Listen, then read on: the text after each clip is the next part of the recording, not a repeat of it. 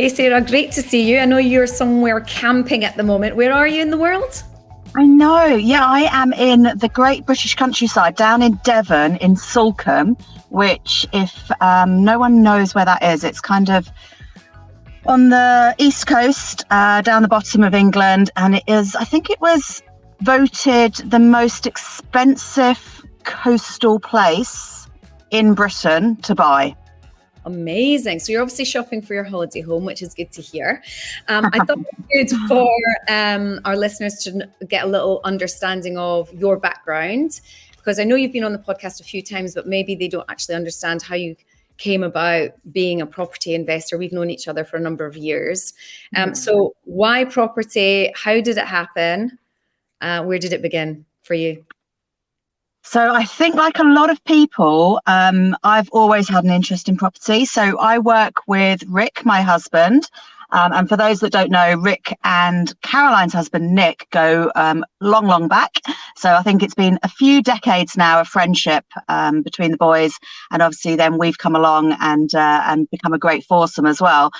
So we've always loved property. We always dabbled in property, even going back sort of 25 years ago, I guess, we started buying a few buy-to-lets in that normal way of saving up a deposit, buying with a mortgage, waiting a few years and kind of doing another one. And then after a bit of travel, a bit of living abroad in Australia, we came back, started our own business, got that little bit of entrepreneurial spark. And, as we've spoken about often, Caroline, it was you and Nick that really pushed us to make that entrepreneurial jump into property. So, I think it's going to be coming up for our 8-year anniversary at the end of this month. There we go. And we do say, Sarah, that we are obviously the brains and the driving force behind it all, while the boys are probably on the golf course patting themselves on the back, saying how clever they are.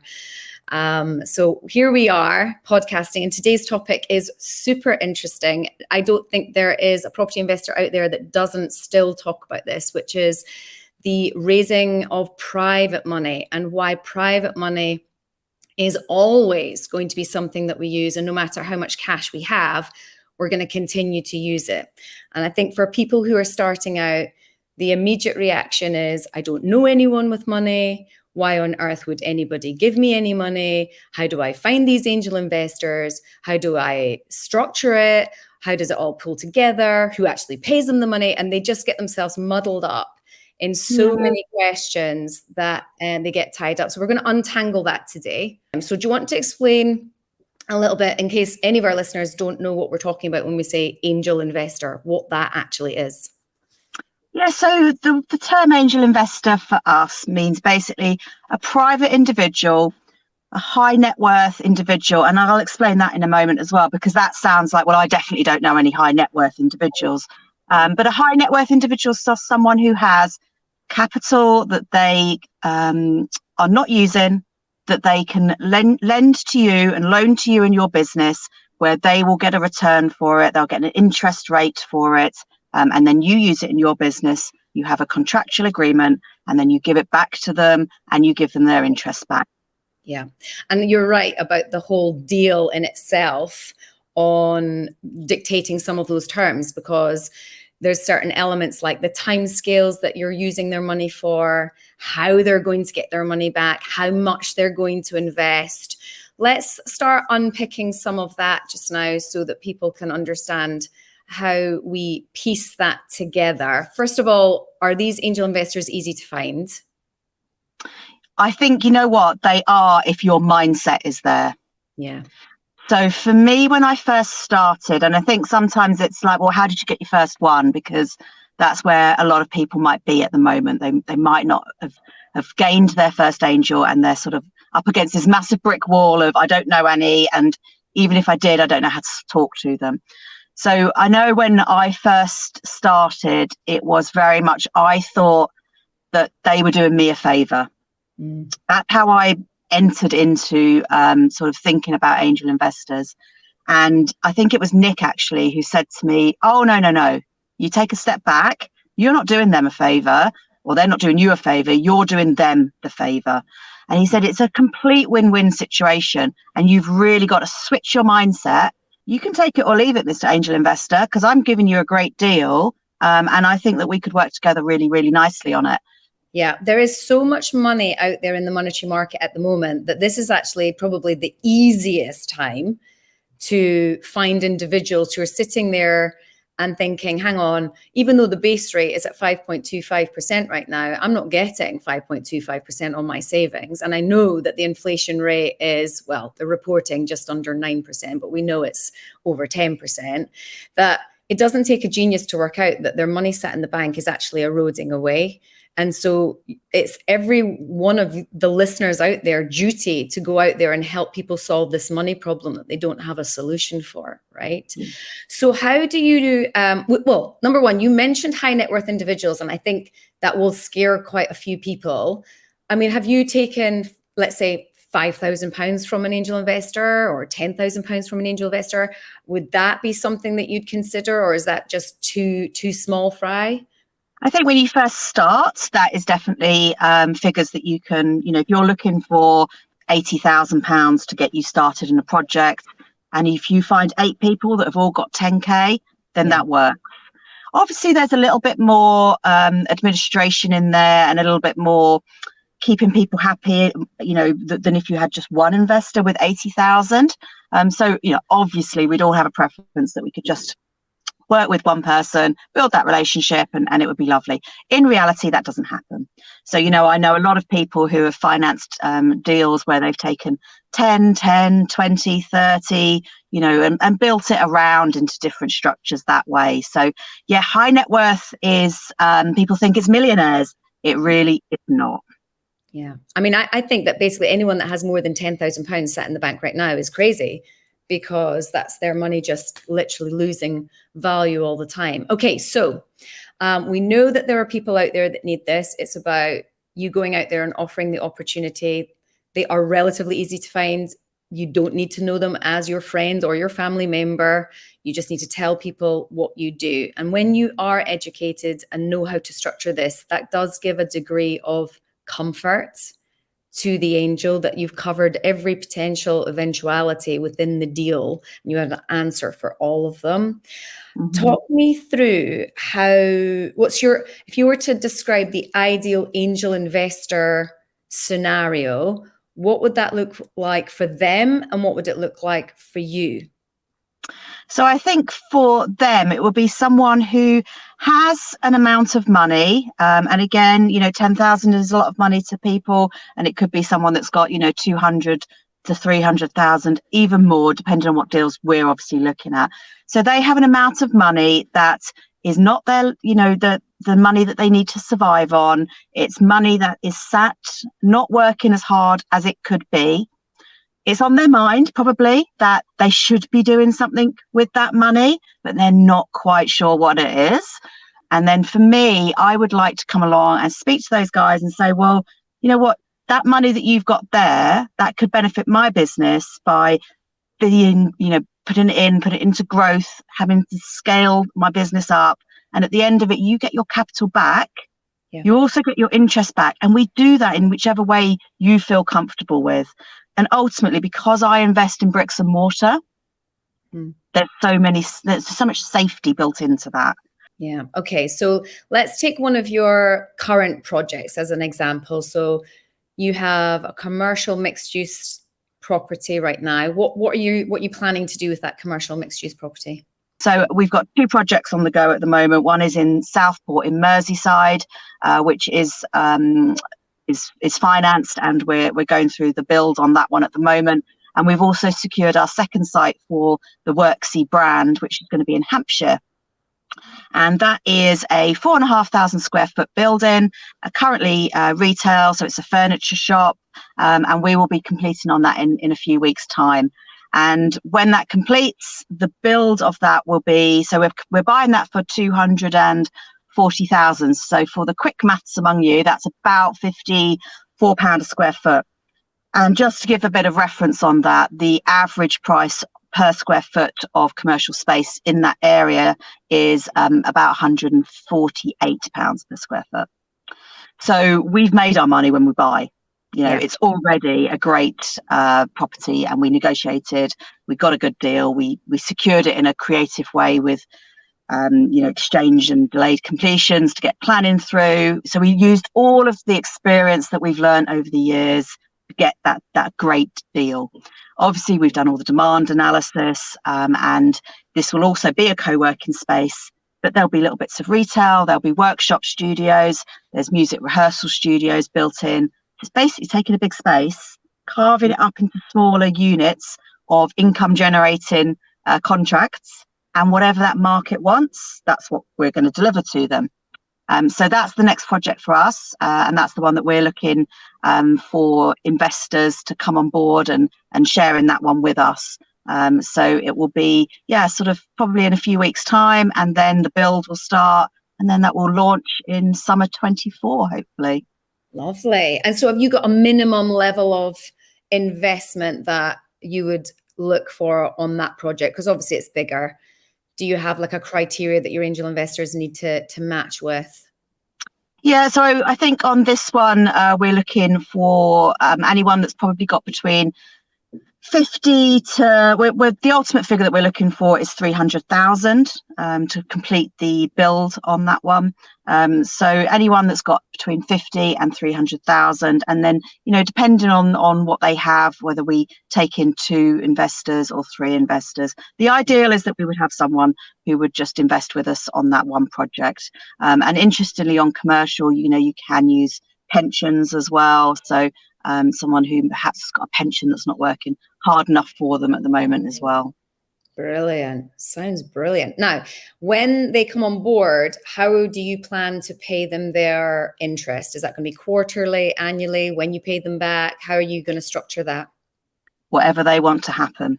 So we've got investors that we pay back monthly, and that's been a continual thing. We have investors that we pay back quarterly. We're just about to take on a new investor who would like that quarterly. But then equally, we've got people who want to roll it up, and we kind of play with the percentage figure that we put the loan contract at to suit the way that it gets paid back. So generally, you would get a higher rate of investment or a higher rate of against the loan if we roll it up and pay you back at the end. If you want to go on a monthly, it would be a slightly lower. But again, it depends on the amounts, depends on the time, and it depends on how that interest is paid back to the person. I always offer monthly. Now, I have got a couple of investors that say would prefer it quarterly, and that's fine. Pay it quarterly. I always like to time it with my VAT quarter, so I remember. But it just, anything that keeps it simple and straightforward, like setting up a standing order that's every month at the same date, is easy for us as investors to manage, but it's also nice and manageable for the angel investor to manage. Now, what kind of levels, I mean, obviously we're doing different types of projects, but what kind of interest are you paying angels at the moment, as an example? And you can, and just obviously it can be ballparks depending on time frame, depending on how much they're investing. How do you in the current market, what would you say is roughly where you're at? So it is changing almost weekly, I think, at the moment. Currently, we are at 9%. And that's just jumped up. Wow. So gone up, yeah. So if I think back to 8 years ago, when we took our first angel investor on, we were doing 12%. Mm-hmm. So not as high as your 2% a month, but still quite a lot. Yeah. It went down to as low as I think 6% when money was cheap, and easy to come by. And no one was earning anything at all in the banks. And then just recently, we were sort of at 7%. And then it was like, well, why would I invest at 7%? I'm getting 5% with my bank. And you're like, yeah, fair enough. Do you know what? That's a completely valid thing. So we've started to move that up now.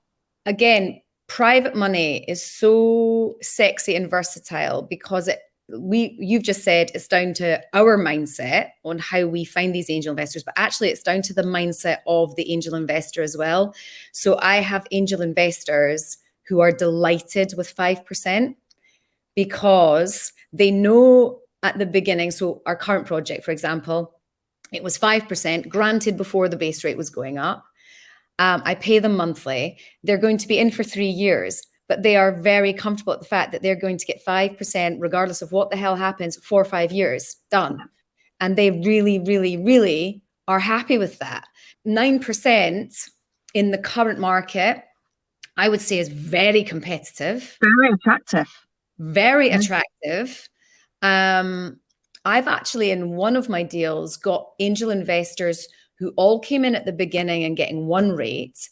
And then as the project developed and evolved and needed a second tranche of investors, they got a different rate just because the market had changed. And I'm very open and honest. In fact, one of those angel investors, he got the first rate and then he came back to give me more money, expecting the same rate. But I said, no, I'm going to give you 1% more. And he was like, really? Yeah. And actually I was kicking myself going, damn it, I didn't need to offer that, because he was going to invest that money anyway. Yeah. But it just sweetens the deal even more. And also then they go off and tell other people what a great deal they're getting. And then word gets around, right? I think that's a really important point, Caroline. I think that this is, we've always said this is a people business. Yeah. And to build relationships. And, you know, if I look back on, I mean, to date, we have raised, I think, and paid back 1.5 million in private investment. And that has been kind of more or less with the same pool of people all the time. So we have built an amazing relationship with our angel investors. You know, they generally will always repeat. You know, occasionally we might have someone who has, you know, 50 grand put aside for a loft conversion or a home improvement thing where it's builders, you know, are not able to start for a year and they're like, well, okay, I've got this money for a year, but then I need it because I'm going to spend it on my home. And, you know, that's fair enough. That investor doesn't always obviously come back until they've built up a pot again. But generally, it's always relationship building. So I think it's great that you gave that person that extra percent, because the next time they're just going to go, well, of course, I'll invest back with Nick and Caroline, because why wouldn't I? They always treat me with respect. Yeah. And I do think that, you know, we talk about friends and family a lot, and I absolutely hate mixing business with my friends and family. I kind of, when I started out, I just didn't do it. But from that, it naturally it got into my mind that actually, why am I paying all these strangers this lovely interest rate and I'm not offering it to my nearest and dearest? Yeah. And obviously by then you've got a bit more confidence, you've got a bit more of a track record, and they can see what you've been doing and they're interested and they're more confident in it. Let's talk a little bit about the security element of it, because that's not something that I offer readily to my angel investors. And I think some people starting out will think, hang on, you're expecting somebody to give you, let's say 100 grand, 200 grand, 300 grand, and you're not going to give them security on that. Have you ever had any issues around that topic at all?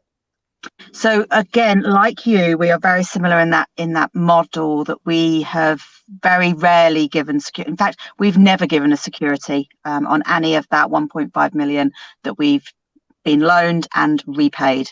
And we've never actually been asked either. That's interesting.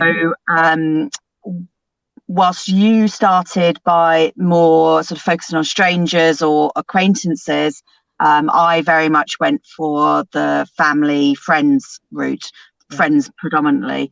And I guess that's probably why I've never been asked, because we're already, you know, the trust is there. Yeah. They know what I do. They've seen what I do. They believe. Oh, we have just lost Sarah. Her internet connection has just gone. But I'm going to carry on talking about angel investors because it's such an interesting topic. Just to give you an idea of what I'm paying my angels at the moment. One of my developments, I started offering at the 5% mark. Then I upped that to 6%. I'm currently offering, depending on the amount that's available. You know, for example, I'm looking to raise 250,000 in the next couple of weeks. That if I got from one person, then they'd get a much higher interest rate than if it was from multiple people. How long they're going to invest it for will dictate then the interest rate that is offered. And we would just look at this very much as a business, and also the individual that's behind it. If it's the very, very, very, very first time they've ever invested with us, then we'll definitely sweeten the deal. We'll give them a much nicer interest rate than what we would give more of our seasoned, been there, done it type angels. If they are, I've got an angel investor, interestingly, that inherited some money, doesn't have a pension, doesn't have any other sources of income. They're in their early 70s and they are in rented accommodation. And I gave them 8% on the first tranche of cash, which was about 4 years ago. They don't want the money back. That 8% I'm paying them on that helps towards their rent.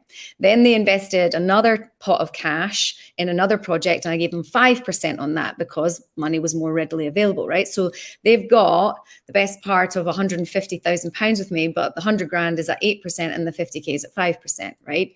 So, if someone brand new came to the table looking to invest with me, I go through some checks with them, first of all. So just to give you an idea, I don't just randomly take cash from any old Tom, Dick, and Harry, because I need to make sure that that cash in the project is safe. We can't have someone suddenly turn up and say halfway through a development, hey, can I get my money back, please? Right? There we are. I'm just talking, Sarah, about the checks that I carry out on my angel investors to ensure that they qualify to be an angel investor in my business.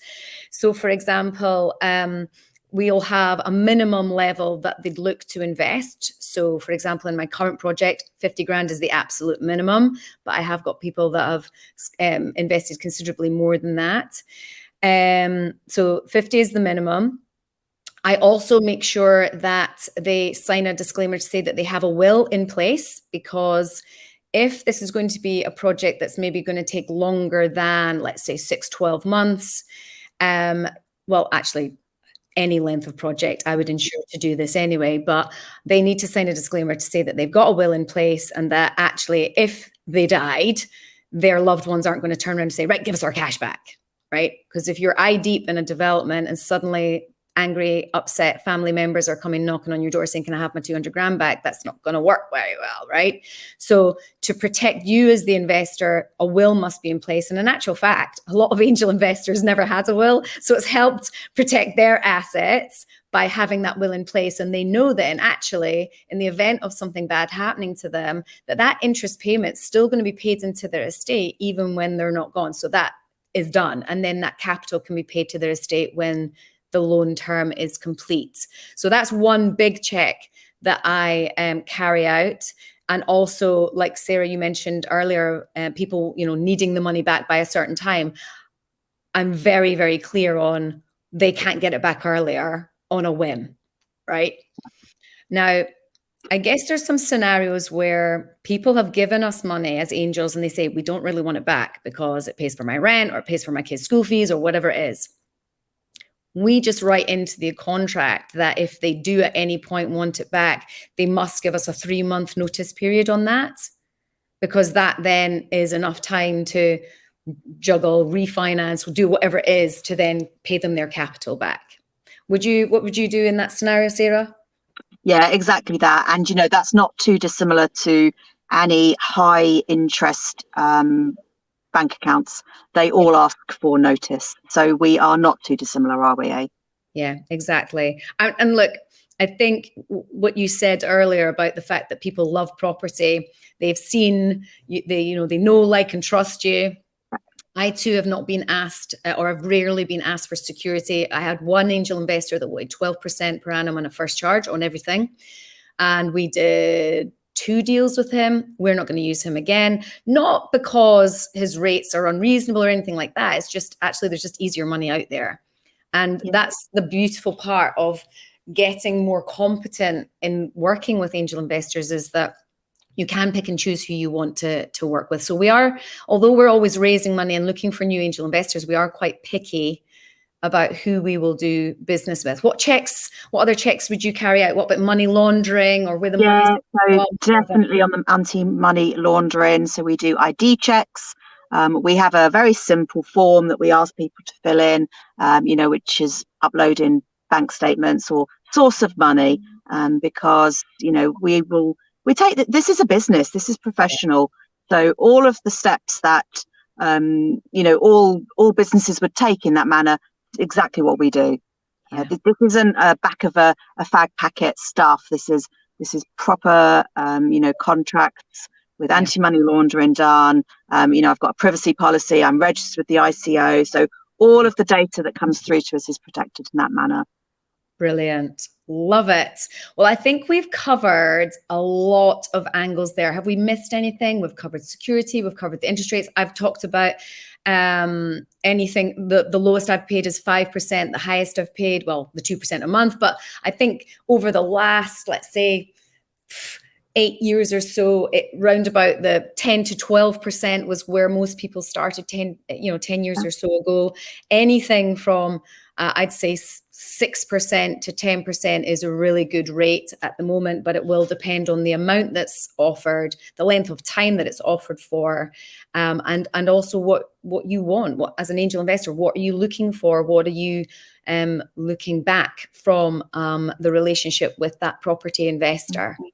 So I for my listeners who are starting out, we massively recommend that you just tell people what you do, explain the process to them.